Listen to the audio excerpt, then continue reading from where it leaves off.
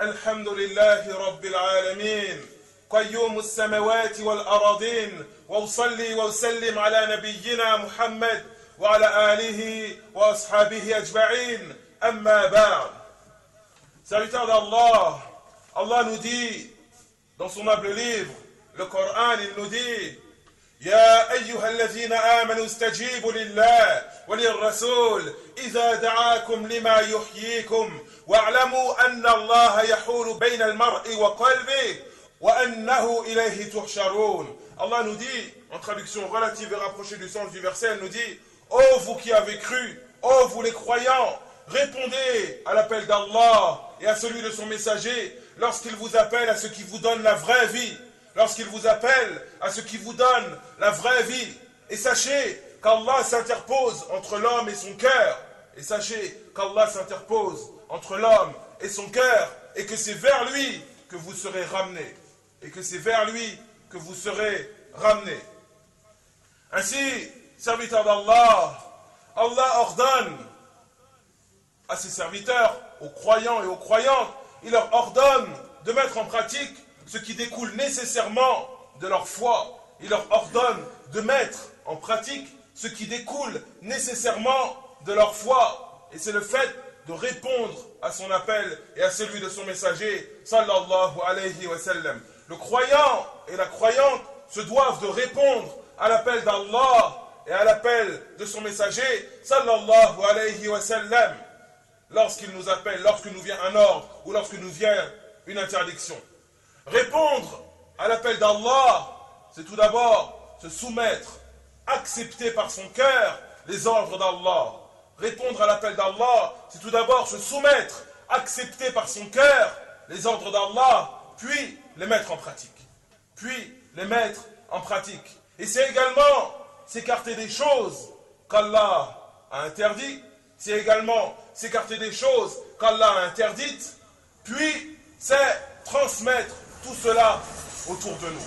Puis c'est transmettre tout cela autour de nous. Répondre à l'appel d'Allah, c'est se soumettre aux ordres d'Allah, les mettre en pratique, s'écarter des choses qu'Allah a interdites et transmettre autour de nous tout cela, que ce soit les ordres ou les interdits. Transmettre autour de nous tout cela, que ce soit les ordres ou les interdits.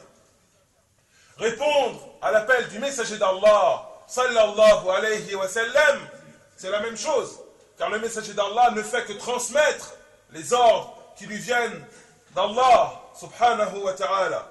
Tout ce que le prophète nous a enseigné, tout ce que le prophète nous a ordonné, tout ce que le prophète, sallallahu alayhi wa sallam, nous a interdit, eh bien, tout ceci nous vient d'Allah.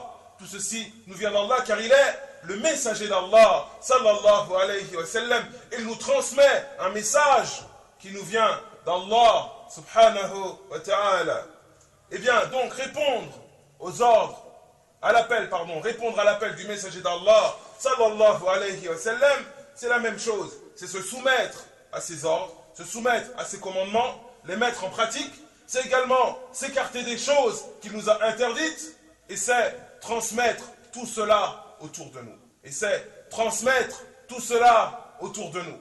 Répondre à l'appel d'Allah, c'est obéir à tout ce qui nous est parvenu dans le Coran, dans le noble Coran. Répondre à l'appel du messager d'Allah, sallallahu alayhi wa sallam, c'est répondre à tout ce qui nous est parvenu dans sa sunna, dans ses enseignements. Et en réalité, c'est la même et même chose, c'est une seule et même chose. C'est une seule et même chose. Tout comme le Coran est une révélation qui nous vient d'Allah, la sunna, les enseignements prophétiques, c'est également une révélation qui nous vient d'Allah, car ce sont les enseignements qu'Allah a transmis à son messager, puis que son messager nous a transmis, sallallahu alayhi wa sallam. Puis Allah nous dit, إِذَا دَعَاكُمْ لِمَا يُحْيِيكُمْ, lorsqu'il vous appelle à ce qui vous donne la vraie vie. Lorsqu'il vous appelle à ce qui vous donne la vraie vie. Car la vraie vie, la vie qui différencie l'être humain de l'animal, c'est la vie spirituelle, ce qui l'élève, ce qui le rapproche vers son Seigneur, et ce qui élève l'être humain, homme ou femme, et qui le rapproche de son Seigneur, c'est le fait de mettre en application la législation divine, c'est-à-dire l'islam tel qu'il nous est parvenu. C'est ceci qui va te donner une vraie vie. En vérité, la vie de tout être humain commence véritablement lorsqu'il se soumet aux ordres d'Allah. C'est à partir de ce moment-là que sa vraie vie commence. C'est à partir de ce moment-là que sa vraie vie commence. La vraie vie, la vie qui prend tout son sens, la vie qui élève l'être humain et qui le rapproche de son Seigneur. Ainsi, Allah nous dit ensuite وَاعْلَمُوا أَنَّ اللَّهَ يَحُولُ بَيْنَ الْمَرْءِ وَقَلْبِهِ. Et sachez qu'Allah s'interpose entre l'homme et son cœur. Et sachez qu'Allah s'interpose entre l'homme et son cœur. C'est-à-dire qu'Allah est celui qui oriente les cœurs. La guidance sur la voie droite nous vient d'Allah. Allah est celui qui guide ses serviteurs. C'est celui qui oriente les cœurs des serviteurs. Et Ibn Abbas, radiallahu anhu, qui était le cousin du prophète, sallallahu alayhi wa sallam, et un de ses fervents compagnons, a dit, dans l'interprétation de ce verset, il a dit Allah yahulu bayna al-mu'min wa bayna al-kufr wa bayna al-kafir wa bayna al-iman. Allah s'interpose entre le croyant et la mécréance, tout comme il s'interpose entre le mécréant et la foi. C'est-à-dire qu'Allah est celui qui oriente les cœurs. Allah est celui qui dirige les cœurs. Allah est celui qui guide sur la voie droite. Et nul en dehors de lui n'a cette capacité ni cette caractéristique. C'est une capacité et une caractéristique qui appartient à Allah seul. Nous, ce qui nous est demandé, c'est transmettre le message. Transmettre le message. Mais après, c'est Allah qui guide les cœurs. C'est Allah qui guide les cœurs. Il ne nous est pas demandé de guider les gens par la force ou par autre chose. Tu transmets le message. Et après, c'est Allah qui guide les cœurs.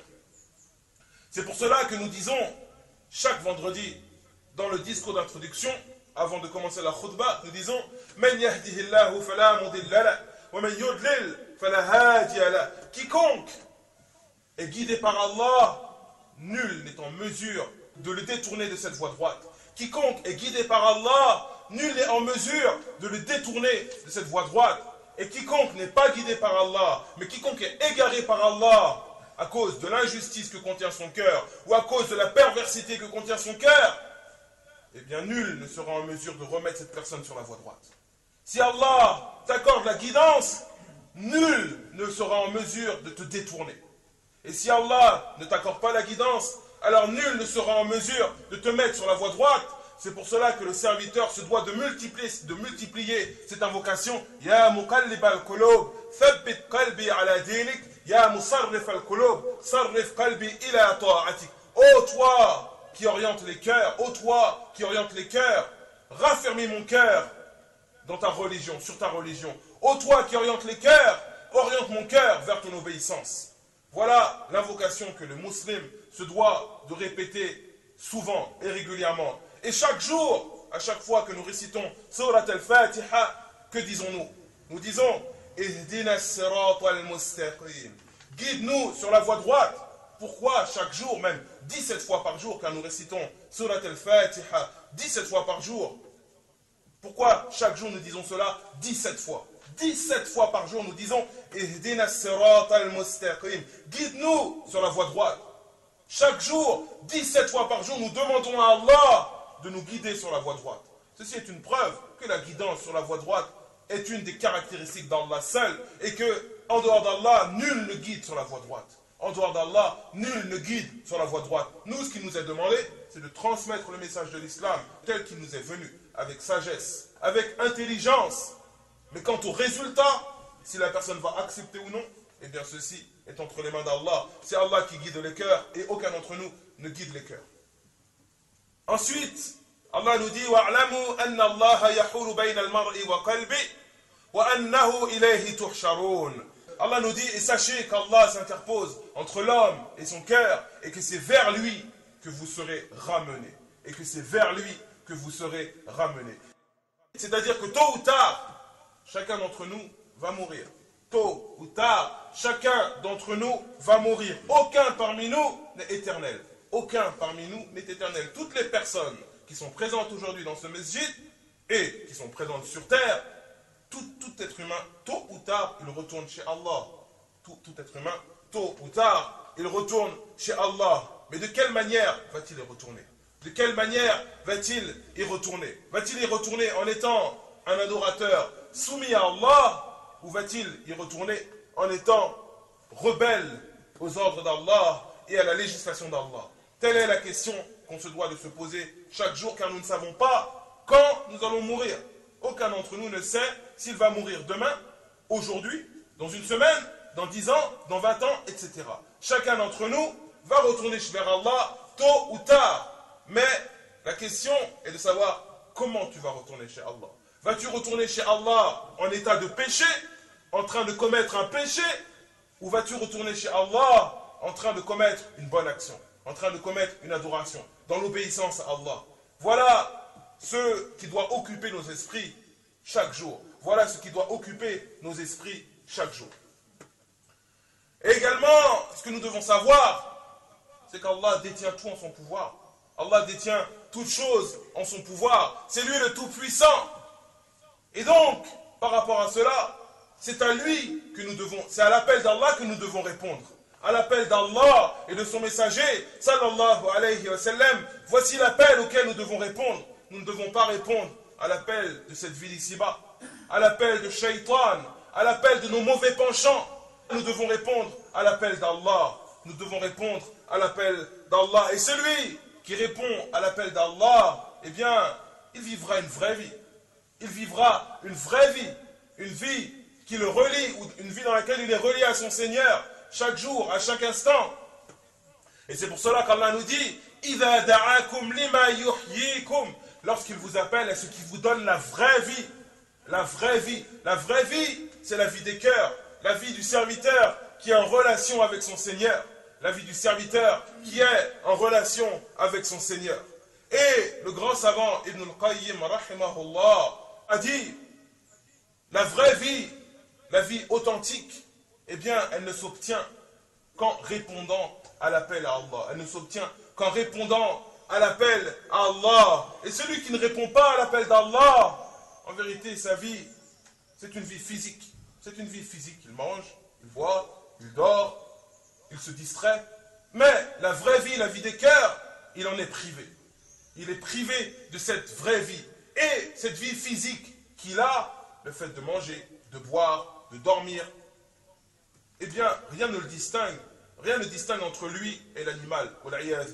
Rien ne distingue entre lui et l'animal, car l'animal boit, dort, mange, se distrait, etc. Et ainsi, la vraie vie, c'est la vie des cœurs. Et celui qui veut une vraie vie, celui qui veut avoir une vraie vie, une vie dans laquelle il est en relation avec son Seigneur, eh bien, il se doit de répondre à l'appel d'Allah. Il se doit de répondre à l'appel d'Allah et à celui de son messager, sallallahu alayhi wa sallam. Quant à celui qui se détourne par orgueil ou par obstination, celui qui se détourne de l'appel d'Allah, eh bien, celui, il est tombé dans la mécréance. Celui-là est tombé dans la mécréance, wal'iyadhu billah, et sa destination, wal'iyadhu billah, c'est un feu intense qu'Allah a préparé spécialement pour les mécréants, wal'iyadhu billah, et qu'Allah nous en préserve. Ainsi, serviteurs d'Allah, je m'invite et je vous invite tous à répondre à l'appel d'Allah, à répondre à l'appel d'Allah et à celui de son messager, sallallahu alayhi wa sallam, tels qu'ils nous ont été transmis dans le livre d'Allah, dans la sunna de son messager, et tels que l'ont compris les premières générations de musulmans, c'est-à-dire les compagnons du prophète, sallallahu alayhi wa sallam. Ya ayyuhalladhina amanu stajibu lillah wa lirrasul idha da'akum lima yuhyikum. Oh vous qui avez cru, oh vous croyants et croyantes, répondez à l'appel d'Allah et à celui de son messager lorsqu'il vous appelle à ce qui vous donne la vraie vie. وصلوا وسلموا ورعاكم الله على نبيكم كما أمركم الله ذلك في القرآن العظيم عندما قال إن الله وملائكته يصلون على النبي يا أيها الذين آمنوا صلوا عليه وسلموا تسليما اللهم صل على محمد وعلى آل محمد كما صليت على إبراهيم وعلى آل إبراهيم إنك حميد مجيد اللهم بارك على محمد وعلى آل محمد كما باركت على إبراهيم وعلى آل إبراهيم إنك حميد مجيد